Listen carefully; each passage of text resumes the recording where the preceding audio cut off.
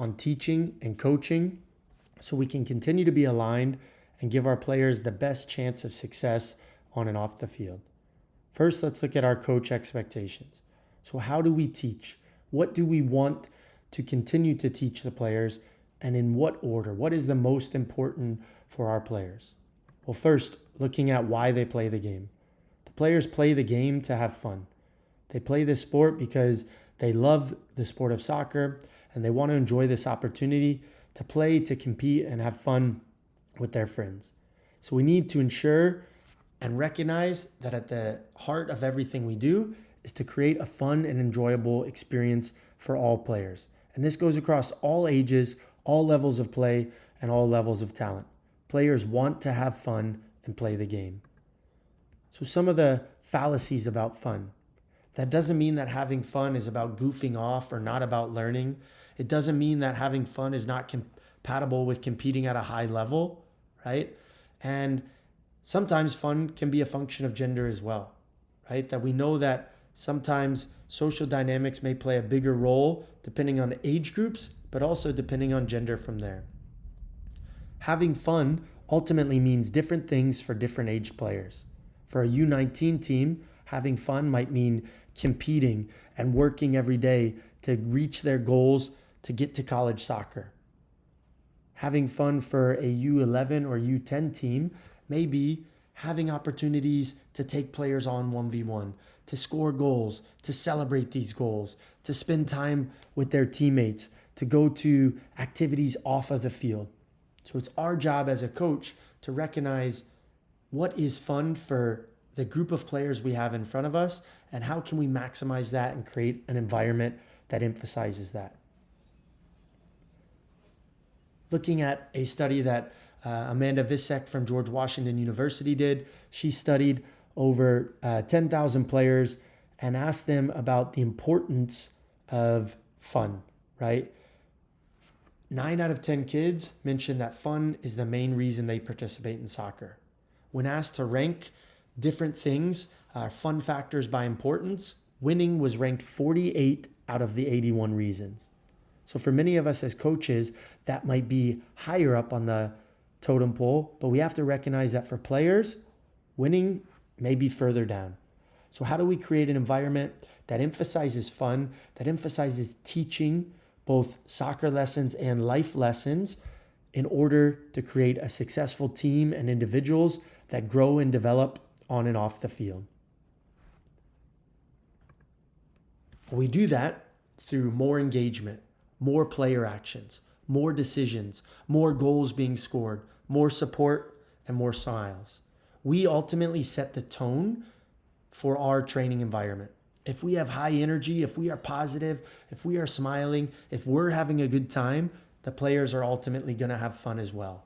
If we're engaging and we're creating training sessions that have high player actions, high decisions, lots of goals, and we're providing positive support for them, the players are ultimately going to have fun.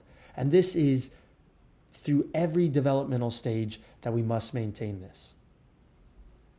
So in addition to fun, we want to create development. So looking at this in a holistic manner, the expectation is for you to consider the whole person, that these players have feelings, have emotions, and that the player and person simultaneously are changed for the better. That we want to ensure that we're looking at all developing qualities of physical, social, mental, game understanding, technical skills, and recognize that we have a player before us that is going through all sorts of things outside of just the soccer field. So how can we relate to them and develop them in a holistic manner? We know players have the need to become better in playing the game. They need to make their own decisions. They need to be challenged at an appropriate level. They need to experience success, and they need to have their efforts valued. So how do we create a training environment, a game environment, a club environment that encourages players to be better, encourages them to make decisions and solve problems, challenges them at the appropriate level, right? That allows them to experience just enough success, right? Where they are challenged appropriately, but then they also see their efforts are valued. We have to create a training environment where we focus and praise and emphasize these things. So throughout that environment, We ultimately want to create an experience where players experience through training and games a level of repetition, a challenge within the game, the opportunity to learn and develop, and then a reflection process where we reflect along with the player, look at ways to improve on and off the field, go through a development process through training, and then again apply this through experiences in the game. And we continue to have this cycle throughout the year that we gradually grow players through a game-based environment that allow them to experience, be challenged appropriately for where they're at in their age characteristics, their developmental stage, and their skill level. So again, this could look different from U13 to U19. It could look different from an ECNL team to an MPL team. So it's about finding the correct level of challenge and how to impose that on each and every player. In addition to fun and development, players want belonging. Players are a part of a team because they want to belong to something special, okay? Social environments that we want to build should be built on positive emotions. How can we create emotions for players where they feel respected, valued, both as an individual and as a part of a group? That they feel included, that their differences are something that we celebrate, that each and every player has different differences and other things that they can be successful in any way from there. That all players are encouraged, regardless of skill level.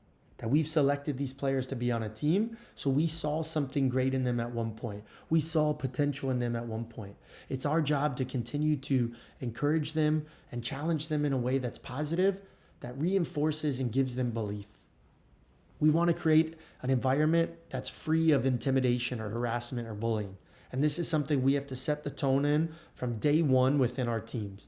It simply cannot be acceptable at our club and within your teams. That players get fair treatment. That doesn't mean that it's equal playing time, but that players have the opportunity to showcase, develop, and grow. That if a player is working Monday through Thursday and has been successful and improving, that we give them the opportunity to showcase that on the weekend. And that we continue to develop within each of our teams an opportunity to develop social skills and inclusion in every piece. We want to create learning environments that are open and collaborative, meaning players can ask questions, right? If they're unsure about something, they feel safe to ask that question, to share ideas. This is part of that growth process and creating autonomous decision makers, encouraging them to share their solutions, and that they have the freedom to make mistakes and use them as a positive learning experience. If we expect to create players that can build out of the back, that are creative, that are brave, then the first time they make a mistake doing that, we have to make sure we don't hammer them so negatively that then they're scared to do that action again. Yes, we still want to guide, we still want to teach, we still want to hold them accountable through excellence, but in a way that communicates this as a positive learning experience. So ultimately, we want to ensure that throughout this individual development, we create positive, supportive, and challenging learning environments. That all players experience fun, they have dignity and respect, safety and development. These are crucial areas to create a culture of belonging for all players to be encouraged to participate, give their best, and have fun. This is ultimately our biggest job as coaches and staff, to create an environment that allows each of these things to occur. And if we create these connections and create that environment for the players, then we know we will create an environment that can allow them to excel and be successful on and off the field. So from there, what is our philosophy on learning and teaching? So we want to look at our 4 tenets of philosophy on learning and teaching: reality-based, holistic, experiential, and autonomy support. All of these are based around player-centered approach, meaning we want to look at each player individually. It doesn't mean that the player is more important than the team. The team always comes first. But what it does mean is we look at the individual player. If a player is going through a struggle off of the field, how can we meet that player where they're at? If a player is going through a rough time, technically, how can we meet that player where they're at? And then from there, how can we create an environment that's based on the reality of the game, encompasses the whole person, allows them to experience the game, learn, grow, and develop, and we offer autonomy and support. Well, let's look at each of those in a little more detail. Here are the overviews of each of those: reality-based, holistic, experiential, and autonomy and support.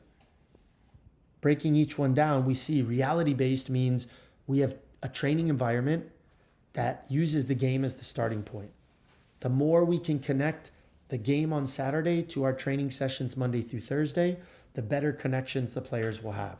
And the more successful they'll be on the field, the more fun they'll have from there. And the better your teams will perform and the players will become. So how do we create learning experiences to the player?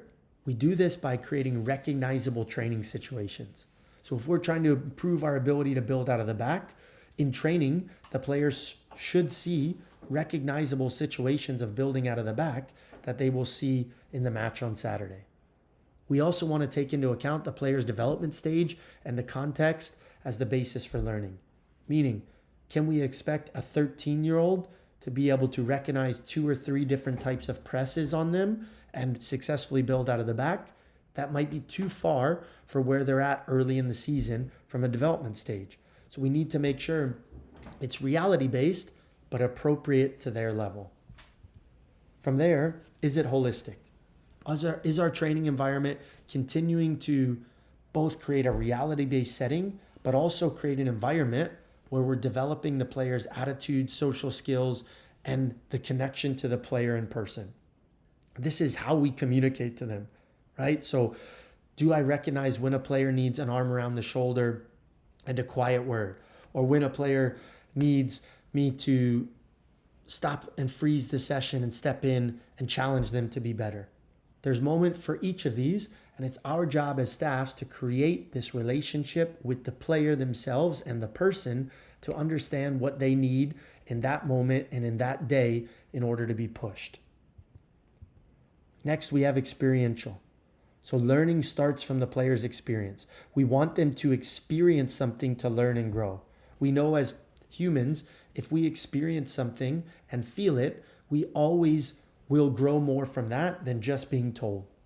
So can we put the players in an environment where they actually experience a situation and now they have to actually reflect on those experiences and create a learning pathway?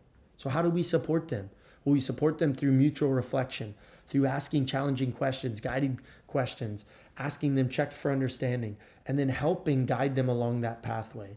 We don't simply stand back and let them completely fail, but we help guide them through step by step. And then we provide a process and a solution-focused feedback. So we ask them questions, we guide them, we provide solution feedback for them so now they can put these things into place and hopefully eventually become an autonomous learner. And lastly, providing autonomy support. Embracing the player perspective. So providing opportunities for players to take their own initiative and make their own decisions. This might be something as simple as in a training session, telling them, hey, we're building out of the back here. The opponent is going to be pressing you aggressive. Can you find a solution? Right? And now in the stoppage, we challenge them. Okay, we haven't been successful in building out. What could we change to be more effective? Where could you move? Maybe we let them show us on the tactical board. At halftime, it's asking them, okay, what was successful? And having them tell you, having them show you on the tactical board, providing opportunities for player choices and collaboration, right? Creating an environment where players feel comfortable expressing themselves, knowing that they're a part of the process as well. So now that we know how we want to teach, what's our philosophy on coaching? Well, we want to ensure that our players are ingrained in our philosophy and style of play in every single session. That exercises represent how we want to play and our principles that we've discussed. That we use guided discovery and help players to discover solutions to game situations. That we demand passion, intensity, communication, focus, work rate, and we strive for excellence. That our job as a staff is to teach technical proficiency and to create and teach tactical understanding. This means your session should be high tempo, energetic, fun, positive. They have maximum touches and decision making with no wasted time. And above all, maintains the culture of demanding excellence from staff and players alike. And then lastly, coaches are expected to maintain this high intensity, demanding, yet fun environment, while still encouraging players to be brave, creative, and positively uplifting players to succeed. So can we implement our game model? Can we have intensity and high tempo? Can we have sessions with lots of touches and decision making and fun and goals and creativity, while positively uplifting them? If we coach in this way, players will be excited to come to our training sessions and grow and develop. And then from our coaches' behavior, coaches must demonstrate. We must put an emphasis on correct technique and the details of this technique. An example, if a player is receiving the ball incorrectly, can you freeze, jump in and show them, hey, we need to receive across the body. Here's how I do it. Open body position, scanning, receiving on my back foot, bang, and then the next pass is here. Showing these details. The training sessions, as we mentioned, high energy, high tempo, demanding, yet fun and engaging. Players should want to come train every day. This should be the best part of their day. And then lastly, can we stretch players and force them to improve their technique and take their strengths to a top level and get their weaknesses to manageable? Put an emphasis on maximizing each and every player as much as you possibly can. From our team objectives, we want to create strong team collective culture focused on a club culture of passion, integrity, teamwork, dominating play, and winning. Then from there, we want to improve individuals on and off the field. If we create the right environment, this will happen. Then from there, can we identify those with higher potential and provide individual development plans to enhance individual development? Once we've done those things, can we identify the correct pathway for these players? Are there national team level players? Is it potential professional or collegiate placement? Is it just players that need to move up teams? A player that maybe needs to make a jump to the next club tier above them? And then how can we help them get there? And lastly, our U15s and up, can we be competitive within the league? Can we finish in the top half of the league? If we go all the way back to what Florida Premier teams are, right? They're difficult to play against, right? They're competitive, they're aggressive, okay? They're a family. Can we create this culture that even if our team isn't one of the more skillful ones in that particular league, that we are disciplined? We're a team that's tough to play against and a team that still finds ways to get results within using our principles. Then looking at our team expectations. So from coaches, can we arrive at least 30 minutes before sessions? We know sometimes there's things out of our control. There's accidents, there's getting out of work late. From there, if that occurs, make sure we're communicating to your site director or to your program director. But on a normal day, can we get there 30 minutes early before our session so we have time to prepare in advance, to lay out the grid, to lay out the bibs, to review our coaching points, to be ready to go, to bring excitement and energy and uncompromising expectations and standards. From players, ensure they're greeting all coaches and other players, that they have their gear and the assigned uniforms and they're ready to go, that they show up to field in a professional manner, that they bring energy and excitement, that they give everything they have with passion, intensity, and focus, right? And that they try to improve every single day and play with joy and excitement. And again, you must be the model as the coach from that. And then from parent expectations, supporting the staff in front of the players. Meaning, if parents have an issue with playing time or coaching or anything else, ensure that they are scheduling an appropriate time away from the field to sit down and have an honest conversation. And make sure you're communicating with your site director or your program director if this is not happening, because this is something that must occur from our parents. We expect mutual respect from both staff and parents. So you communicate clearly and concisely, and we expect that from the parents coming back as well. Reviewing the player expectations. The 6 player expectations. Conduct themselves according to the Florida Premier values. Passion, integrity, honesty, intensity, commitment. Arrive on time, focused, ready to go. If they're injured or sick, they're communicating to you. Shaking hands with each and every coach and player, lining up their gear physically and mentally preparing for the session. Striving to improve themselves and being an example. holding ourselves and their teammates to our club culture, one club, one family, and not tolerating negativity towards teammates, staff, okay, or lack of work rate. And this is something we must set the tone on from the very first day. Negativity kills team dynamics, and we must make sure there's no place for it. And then lastly, remembering it's a game. It should be fun. Celebrate with passion and joy, but remember it's a game. Enjoy what we hope will be one of the best experiences of their life. From there, our player objectives. By the time they get to 18 or 19, we expect them to be able to execute the main and sub principles, to understand their positional roles, to be competitive, technical, athletic, and fit, and to understand how to maximize their strengths. And then lastly, looking at key performance indicators for our teams. Did the performance number one look like our main principles? So did we create attacking team shape? Were we able to provide options to play forward, break lines to play forward, finish the attack fast? Were we able to create superior possession, create more chances than the opponent, and organize pressing? If that's number one can be checked, that's a success. Secondly, did we have 3 of the top 5 individual talents in the game as our players? And this is important for us as directors to get your feedback on, because if over time we constantly don't have the top individuals, then we need to continue to look at what we're doing from a training perspective as a club to ensure we're developing players appropriately. So if that's a check, if we've played within our style, how we want to play, we've had the top individuals, then thirdly, did we win? Right? This is a part of the development process in finding ways to be successful and get wins. It doesn't mean if we do the first 2, we're always going to win. It's one of the great things about this game that you can do everything correctly and still sometimes the ball doesn't bounce our way and we don't win, right? But we have to continue to ensure we're doing everything in our power to match our principles, to produce individual players, and to create an environment where players can compete and try to win. From there, looking at key qualities for each zone, looking at our U12s and up. The key qualities are listed on the left of what we expect by the end of the year, and then the tactical behaviors we expect on the right. So we expect them to recognize how to spread out, how to play forward, how to create a 2v1 or a 1v1. We want them to be technical, confident, brave on the ball, have a beginning game understanding of how to create these 2v1s or 1v1s. And for each age group, the key qualities become bigger and the team tactical principles become more advanced.